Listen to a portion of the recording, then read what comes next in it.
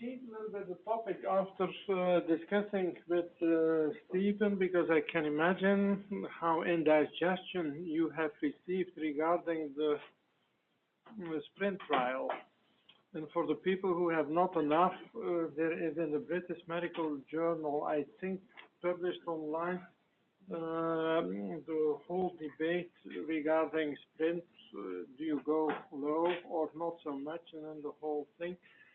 So I thought to give you a little bit of future regarding the whole debate, the pressure, and you will see more and more with the development of new medication, especially for diastolic heart failure.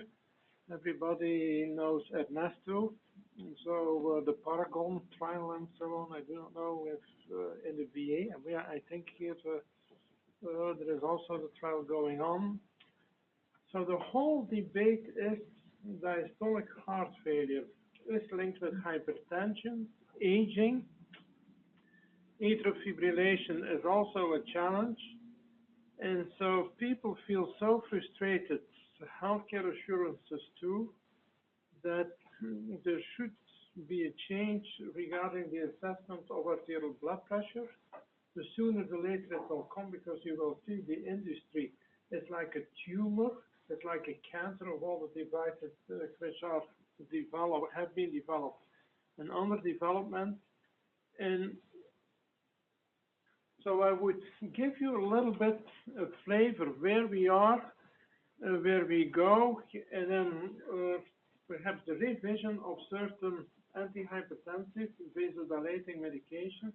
Here is my agenda, the physiological concept, how to measure, it's a jungle, how to validate, are there reference values, and then of course I will give you a flavor of a published article. I will give you the title of another article, which in fact was submitted December the 31st, but on the slide you will see September the 2016, because I have to present it on another place, and the first author is in the room there. And then I will tell you what that finding is, and then how we implement the effect of the central pressure on all the medication. And I think it's as important in the development of all the medication for pulmonary hypertension too. And I think this slide is no-brainer. That if you look to the systolic pressure, and I think you will see over time that when you will be in practice, when I was a resident, you got still these people with these blood pressures 110, 120. Now it's very rare. You face more and more the issues with high systolic pressure. That in fact you have what you measure at the brachial, the radial artery, is in fact a phenomenon of the systolic pressure amplification from the aortic valve to the periphery. So everything what you do, even if you put an invasive radial catheter, you start to treat, in fact, the amplification what happens at the level of the aorta. And we need to realize, and that's the whole debate. Sometimes I will take you back to these trials like the sprint and then the accord. They stick to the 140 over 90, the sprint fans say no, go to 120 over 80, but the nephrologists feel very frustrated that in fact if you go to 120 over 80, you do not protect anything regarding the kidney. And they think that blood pressure starts, the whole problem is at the level of the kidney. And the other issue is whatever you do, where you measure the blood pressure, your diastolic pressure is always the same. And so with aging, you see amplification is going up at the aorta, because your aorta is stiff, goes up, your diastolic is going down, and your pulse pressure is high. And so now I take you a step further in the calculation that, like I just told you, the systolic blood pressure peripheral is the amplification of the central one. And then you think, how can we ever obtain pressure at the level of the aorta from the periphery? Can you imagine how potential interventional cardiologists feel frustrated that even we will think at that concept? And so I show you here kind of the mathematical or the physical principle. So this is the classical arterial waveform that you would see at the level of the aorta. This is at the radial artery. Brachial artery would be a little bit different. And you see the classical morphology. And you see the first peak and the second peak. The second peak will come back during the discussion because you will see with the development of the new medication, people are becoming more and more interested in the second peak than in the first peak. That's the diastole. And so they have developed what we call, I don't know if you're familiar or if you have heard already about the augmentation index. Nobody? Because that's a very popular parameter. It's the difference between the second peak and the second peak gives you, in fact, the information of the ventricular-vascular coupling. So aortic valve during the whole systole is open.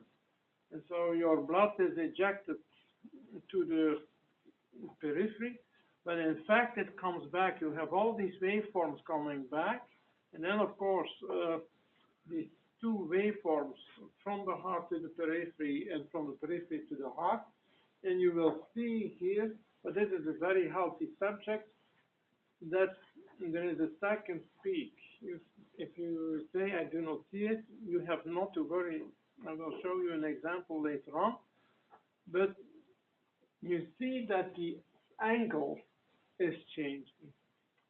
And so if you translate the augmentation index is the difference between the systolic and the diastolic blood pressure, and then divided by the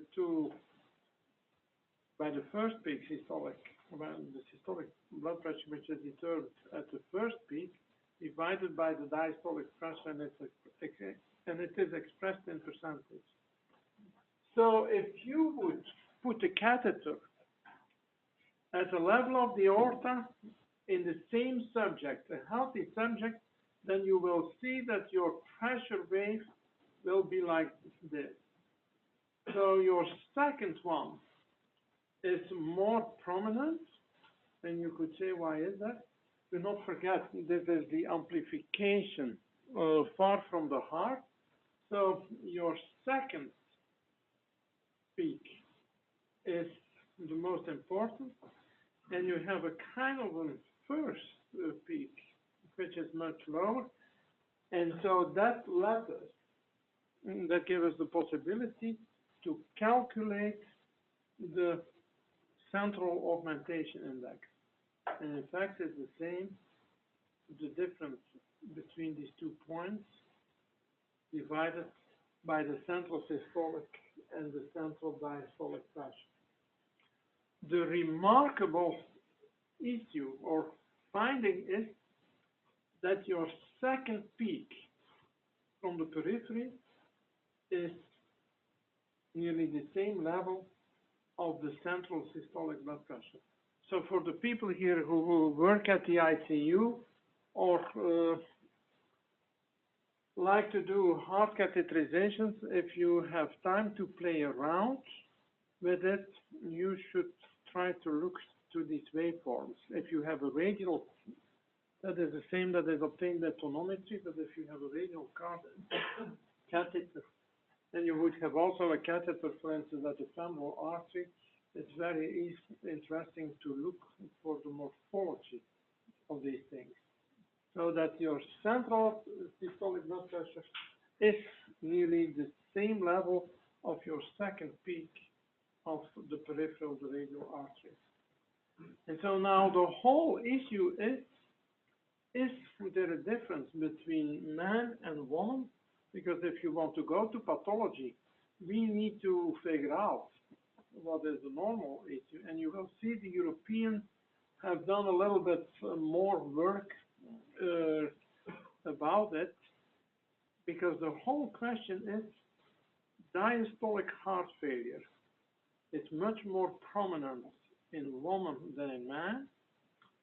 If they are less tall, and that's the woman, like also diastolic heart failure is not only more prominent in women than in man, but diastolic heart failure is also more prominent in Asian women than in man or Caucasian women. So it will become more and more a health economical burden. And you see here, in about nearly more than 5,000 people from the UK, that the difference between the aortic systolic blood pressure in healthy man is the dark blue, and in healthy woman is the light blue, or we could have put it in pink color. And you see that that difference is very much pronounced till the age of 50, I would say 60, and then that difference goes down. And of course, the whole question is, where do you start to give most of the therapy? It's here. We haven't done anything regarding in that group. However, the next question is that more and more, taking into account the sprint, the confusion about the accord and so on, that if you say now, I want to look into the high peripheral blood pressure, the systolic blood pressure, and compare it with the aortic blood pressure, it's perhaps a little bit a complicated slide, but you see here the distribution of the blood pressures of now that total group that you just saw in that. So what they do is they project the mean value for the brachial systolic blood pressure and for the aortic systolic blood pressure. And you see the standard deviation, of course, is a little bit different. The problem is, and now I take you back to the trophy trial, that about 70% of the subjects who are in the pre-hypertensive range, the pre-hypertensive range is defined between 120 and 139, think at the GNC7, because that was the whole debate, pre-hypertension is at the risk of, the answer is yes, because Framingham confirmed that, and the pre-hypertension came from the findings from the Framingham study, that they saw that the 120 over the 120, 139 was associated with an increased risk, and then the ideal was about 110, 120. Was confirmed then by Lewis. He looked at about 1 million people with all kind of blood pressure, that in fact these high normal peripheral blood pressures, if you look to their aortic pressure, that in fact 70% can be classified as stage 1 hypertension, and stage 1 hypertension is between 140 and 159 systolic and 90 and 99 diastolic. That means there is a whole debate going on. Should we now start to treat pre-hypertension, yes or not? And are you all familiar with the trophy trial? Who is familiar? If they see like he knows something. You know what was the trophy trial? I don't remember the numbers. I thought it was treating Yeah, was the PI was Thibaut Julius from a Marburg with Brent Egan. What they did was if you have 120 to 139, well, he took 130 to 139. The first 2 years, half of the group placebo, the other half Candesartan, the art was double blind, and after 2 years, everybody received Candesartan. And so the hypothesis was, if you start in that pre-hypertensive range, can you reduce the incidence of the development of hypertension? And the answer was yes, because they reduce the risk with about 50%. But of course, the industry, the lay press was very against it because they say, look, the physicians help promote the selling of drugs.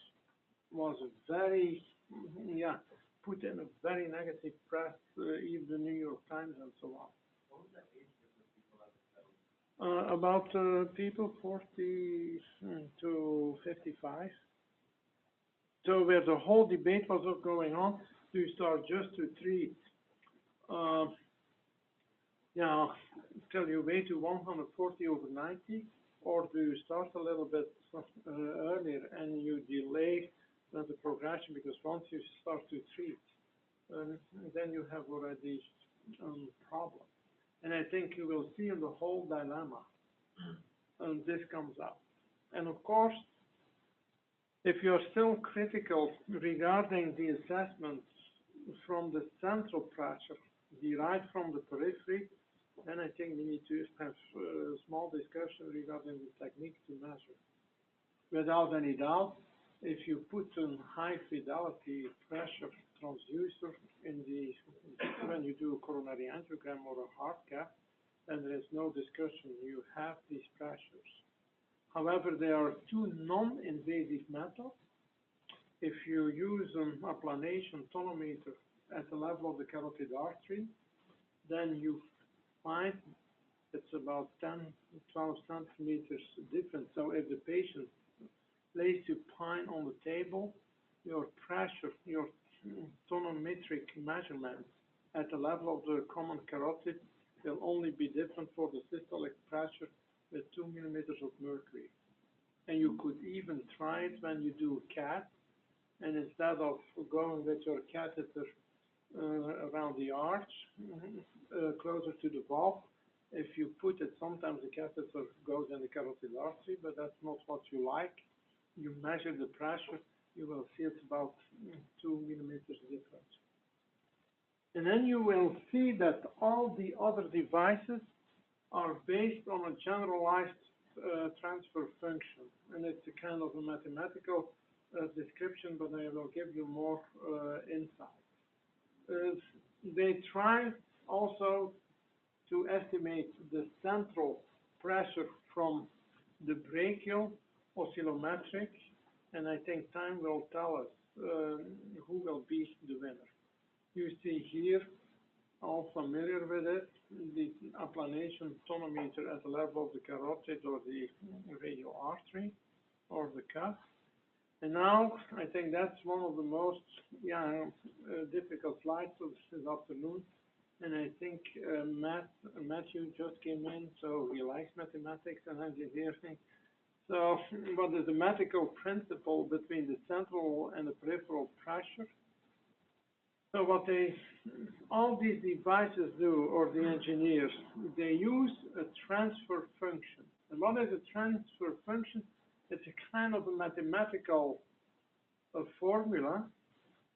And so what they estimate the central pressure, they use the observed peripheral pressure, and then they come up with a kind of an idealized transfer function. I will not go in all these formulas.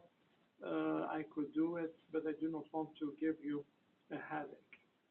And so there is now the whole debate that there is no device which uses the same transfer function. And so you will see in the comparison that you can have it all over the place, and I could entertain you 1 hour regarding the variability, but I will not do it.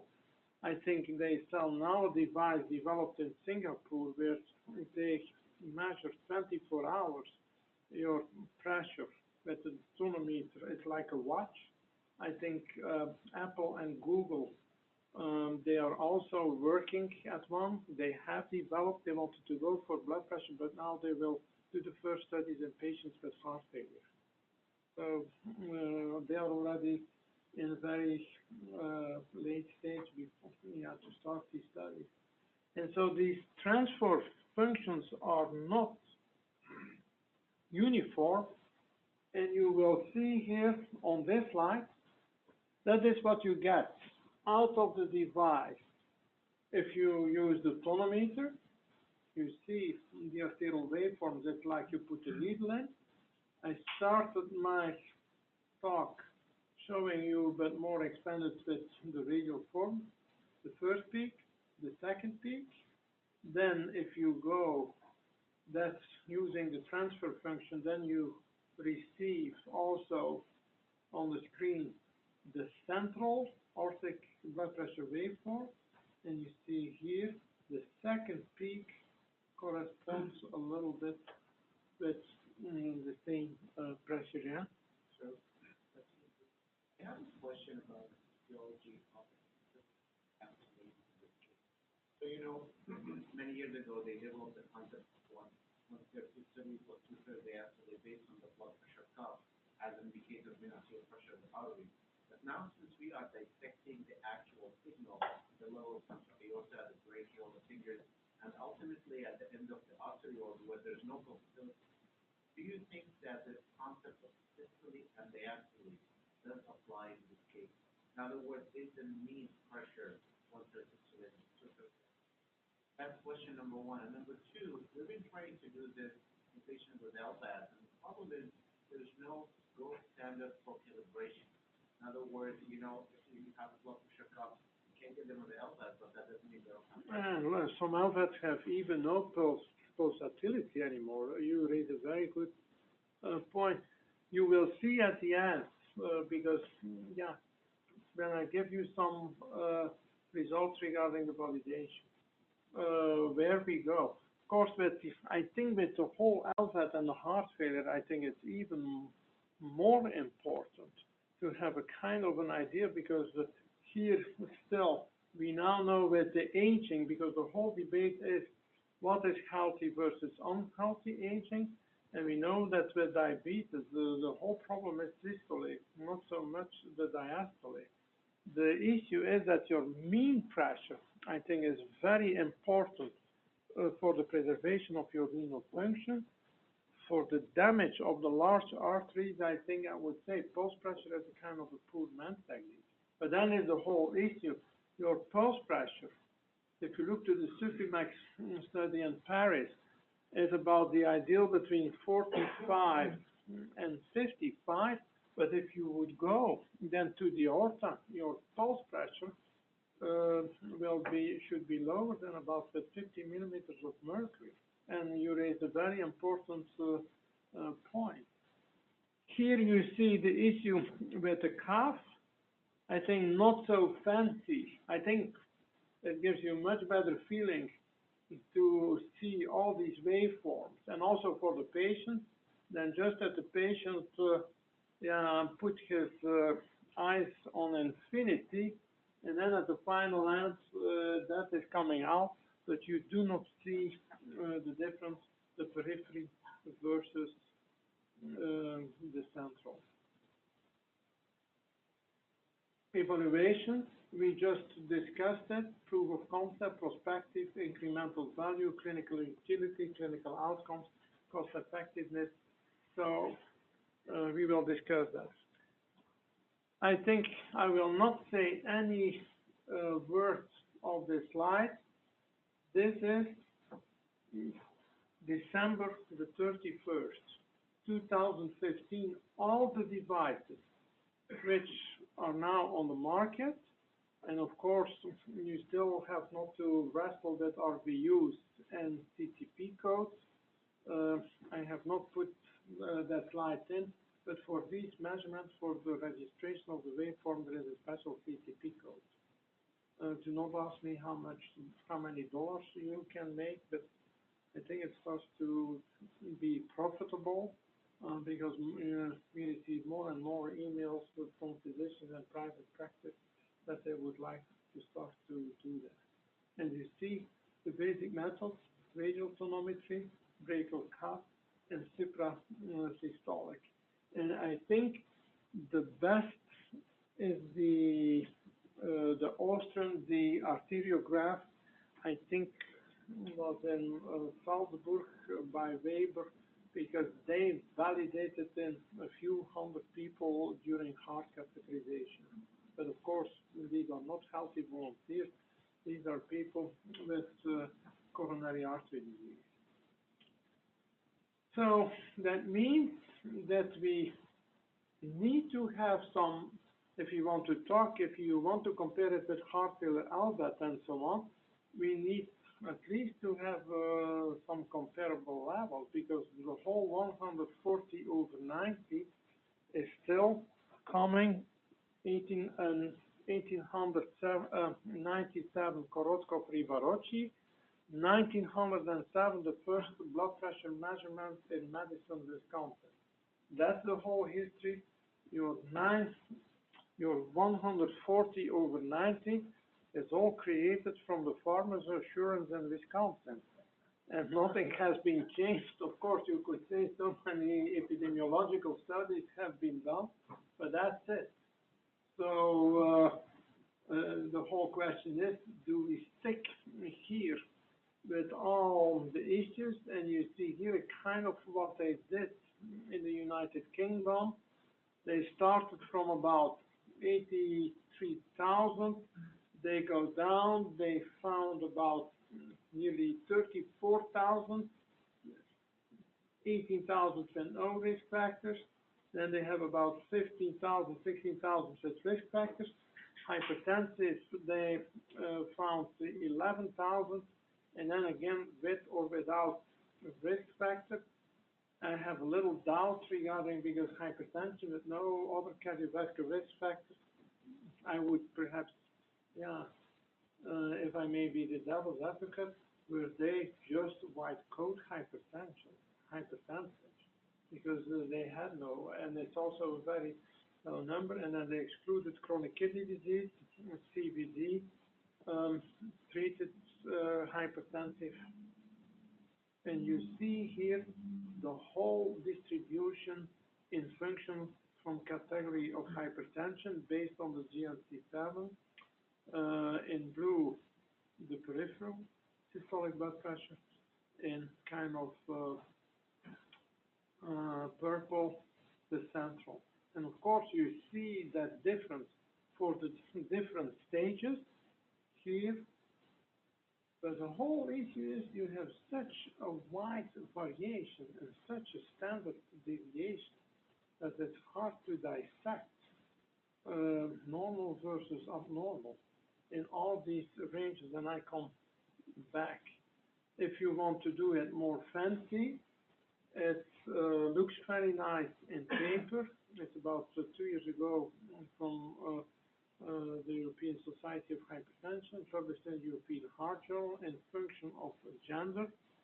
But I think for daily practice, it becomes more and more complicated, and I would say it's much a toy to do research than to implement in daily practice. So what was their conclusion? And the reason why I put again that kind of a slide, you have seen the radial versus the pressure waveform at the aorta derived from the radial. Here you see the difference, the invasive versus the non-invasive in the aorta. The peripheral, invasive, non-invasive. I think the amplification, you see the difference. If you put a catheter, your level will be a little bit higher than based on tonometry, but I think the difference regarding your periphery and your aortic systolic pressure is nearly similar. So, and of course, it's influenced by cardiovascular risk factor, but there is a difference male versus female. And that is very important for the future, or at the time when the female go into the menopause, that the arteries are becoming much, much more stiffer. So then the $1 billion question is it predictive for cardiovascular morbidity and mortality?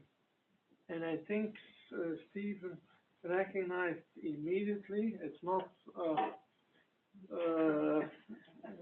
our other Greek colleague, but Vlachopoulou, also from Athens, who did the meta-analysis. What he did was 11 longitudinal studies, took about 5,648 subjects for a mean follow-up of 45 months. What you see here is the relative risk with the confidence intervals for each 10 millimeters mercury increase in the central systolic blood pressure for the total cardiovascular disease event. And you see the relative risk is about slightly more than 9%. If you look, they took about to the general population, Roman from the Cornell University, our fellow here worked with Dr. Roman, and then the other was Dart and Pini, hypertensive population, and a general one. If you look to the values, not so much convincing. So they thought perhaps let's look for more than 1 point. Let's calculate the central pulse pressure and the cardiovascular outcome, and they got a little bit more data. And from the 9%, if we look to the fixed and the random pool, 1.1213, 1.13. So slightly a little bit better, but not so much. But of course, the importance was it was mainly significant in the general population, in the patients with coronary artery and hypertension, not anymore. I think they were older, and you see there is a little bit more narrowing of that difference in one population with coronary artery disease. And you see here kind of per standard deviation, which nearly confirm the same thing. So that is 2010. And then there is an urgent need regarding to do more and more meta-analysis. 5,000 is relatively small. And so McEnery from the University of Cambridge goes around and collects all the data. And she wants to write, because she did that study in European Heart Journal, and she say, okay, that would be fantastic. He starts to write it. Now we'll see if I have the next. No, I deleted it. 222,433 subjects. She submitted the paper December the 31st, 2015.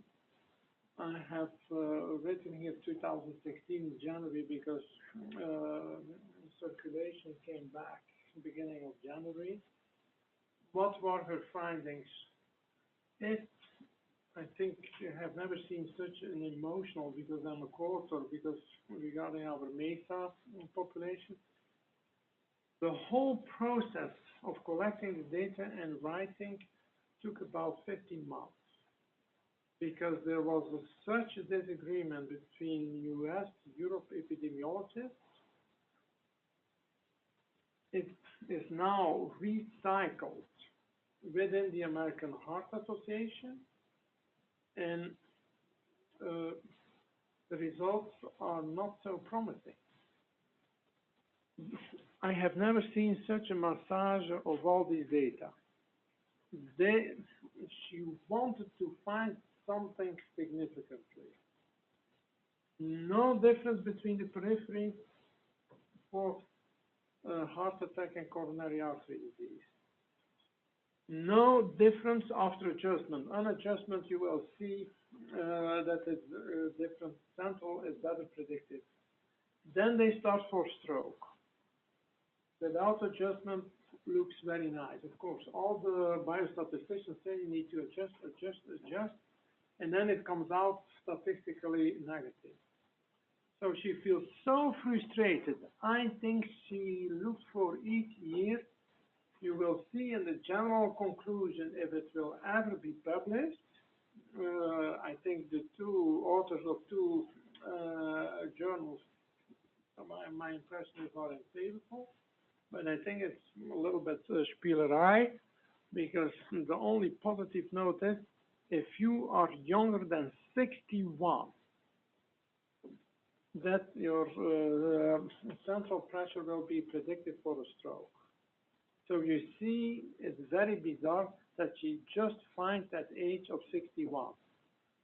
Not 60, not 65, not 70. So I think what she did was from about the first gentleman with a stroke was 48 years old. Of course, if you need a few strokes to have a statistically significant. So that is in a nutshell what you will see in the future. And do you think we are out of the central pressure? I think not. I think here is it, like in the previous one, that nearly all trials, hypertension, coronary artery disease, people with chronic kidney disease, diabetes, general population have been all mixed. And I think at a certain time, what you see is a regression to the mean. And I think the whole issue that it's really not predictive anymore, it's such a potpourri of everything. If you have chronic kidney disease, I think you do not need any parameter anymore. You know that your patient will die. But that is in a nutshell where we are regarding the validation. So then the next step is, because you will see, I think it still has a certain significance, the central pressure. At this moment regarding prognosis, we are not sure. But the effect for your selection of antihypertensive medication, and I will give you a little a glimpse about it. Here you see two patients. They have a blood pressure of 140/80 at the radial artery, based on the tonometry. If you look, this seems still a patient with relatively healthy vessels. The first peak, and the systolic peak, here the change of the angle, your second, and if you look in the person in blue, this is using a transfer function, the central systolic blood pressure. And you see here when you calculate the whole issue, but we will focus only on the 115, that is the blood pressure. So that means the patient is labeled here as nearly borderline, just over the edge. But if you would look into the aorta, blood pressures are much lower. The only problem that that person has is a huge amplification of the central pressure to the periphery, and different factors can play a role. The second, same pressure, first peak, second peak, and then if you look for the central waveform, 136/80. I think this is very close. If you ask me, if you track that person will have much more problems than the blue one. And you see immediately, if you now would say, I will treat both people equal, that will go down. and that will go down. And so the whole question is regarding the 140 over 90. With coronary artery disease, we have not been so successful when we lower blood pressure. We only reduce risk with 10%, 10, 15. If we lower blood pressure with stroke, we are more successful, about 20 to 25%. If we now just speculate regarding the SPRINT trial, what is going on? Because these pressures are much more closer to the kidney, to the renal arteries. Of course, it will be a little bit higher, but if you that lower, it could be that you impact renal function or at least the perfusion pressure. So one class of medication, I think, that I often use in systolic hypertension and which has never been very well studied, except in the African American heart failure trial, not to lower blood pressure, but to treat heart failure, and hydralazine and long-acting nitro were very successful. But do not forget that the African Americans, their heart failure is not ischemia, it's mainly hypertensive cardiomyopathy. You see here a patient with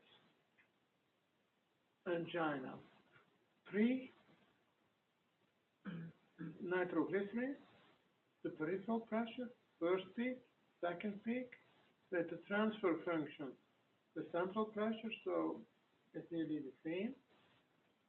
That person is not hypertensive. So what do? You give just that patient some sublingual nitroglycerin, or you can also do kind of an infusion. What do you see? 5 minutes post nitroglycerin, that's the radial artery pressure obtained by tonometry. If you do the transfer function, this was pre, this here is the central pressure. So with nitro, this is a class of medication, while you often see more lowering of the central pressure than the periphery. And interesting, if you see here, still the first peak is a little bit more prominent than the second peak, because that patient has a kind of a stiffer aorta too. So that is a kind of an example that in the development of new medication, the whole issue can be what is the impact on the central pressure. And then you say, how did they come on that idea?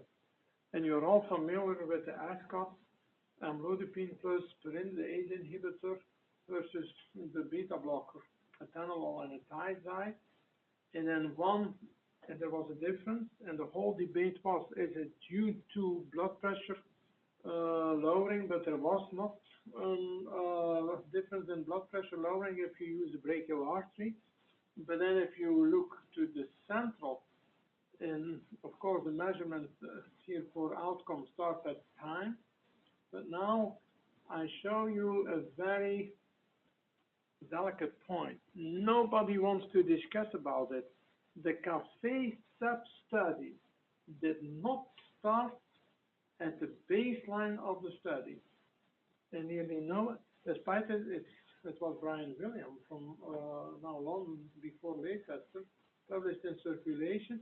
If you look to the curve, because he wanted to convince the steering committee, he wanted to do a sub-study.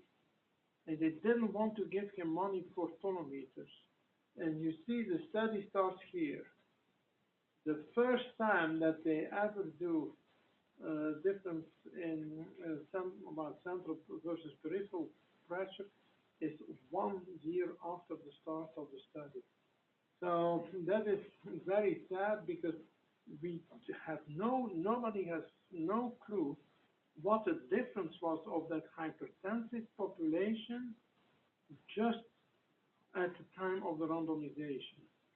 If we would have known it, then perhaps they could have selected or have more insight who benefited the most. Now, you just did, after 1 year, we saw that the atenolol plus the diuretic was nearly not different regarding the central pressures, and that amlodipine plus an ACE inhibitor, yeah, lowered much more the central pressure.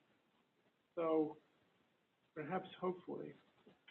Then I think you are all familiar with Nebivolol. Nebivolol is a very old medication, was developed by Janssen Pharmaceuticals in Belgium, was recycled to an Italian company, and then was bought by an American company, I forgot, Forest. But I think Forest now is bought by another company. Is it an interesting molecule? It's a very weak beta blocker. Do anybody know the seniors heart failure trial published in Lancet? So the seniors heart failure trial was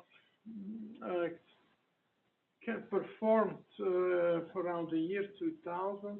Yeah. Dr. Chris, sorry to catch up, but looking at those numbers, I mean, those are absolutely impressive blood pressure reduction based on a beta blocker. But if they're young, you raise a very important point. That population we will not see here on cardiology because these people are all on monotherapy, and if in stage 1 hypertension, you may not forget that the 146, 145 is just the beginning of your stage 1 hypertension. And there is a problem. I refer again to Steve Julius, who he has given his whole life going back and forward pre-hypertension and hypertension, that here the issue is these people have a hyperdynamic circulation. And that's the reason why if you give it in the people with a hyperkinetic circulation, that your beta blockers will lower the blood pressure much more than in established. What we see here, I do not know if somebody saw with me Miss Fist, the lady who ended up with a giant cell arthritis and tried 30 antihypertensive medications. The last 15 years, while she came in with clonidine PRN at the time. So if you give that to her, yeah, her arteries are like metal tubes. So beta blocker, nobody knows how a beta blocker lowers blood pressure. Nobody knows. They have Lund Johansson, I think this was before the RBs in Norway. They would just put a small Gans catheter in the 70s in each hypertensive patient as nearly like an outpatient.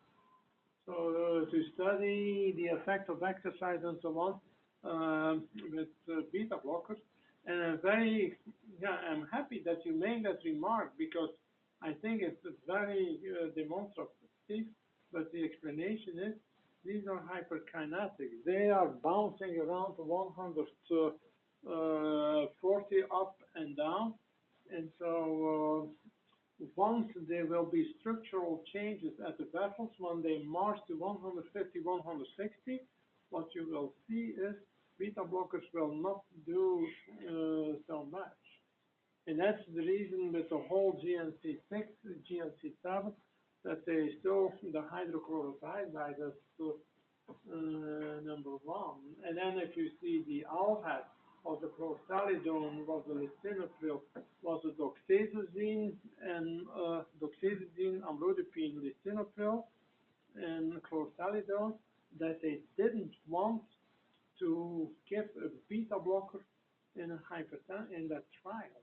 Because at that time, there was still nothing. And now nobody knows how it works. You would say it lowers heart rate. It will not decrease your systemic vascular resistance. The only thing is Pindolol. that Dr. Bandit and Dr. Atkinson uses sometimes with the spot patient, but that's the beta blocker with ISA, intrinsic sympathomimetic activity. It's not a very effective blood pressure lowering medication because during the night, your the stroke goes down.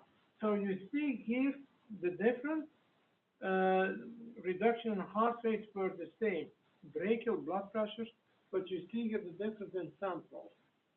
From 135 to 122, from 128 to 125. It's relatively minimal.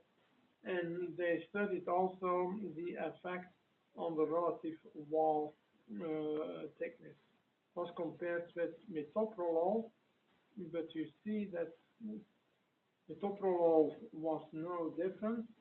But if I would have the reviewer, I would be very nasty. I would have told to Compass, you didn't start with 0.47 and 0.42. If you have a relative wall thickness of so low, it will be very difficult to lower it. I believe that, but I do not believe that.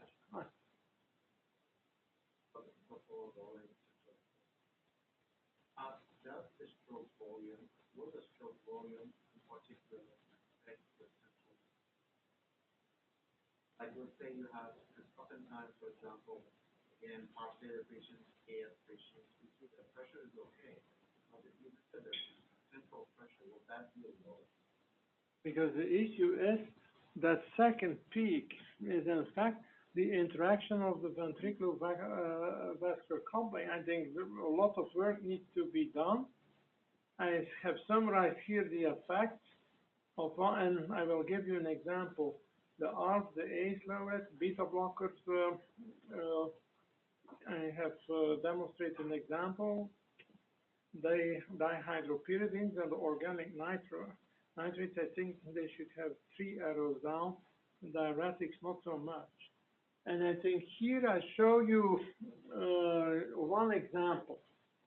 When we did the detective study was placebo versus Valsartan. If you have a Rasmussen disease for more than 6, can you put it down? But the reason why I put that slide is from a subject.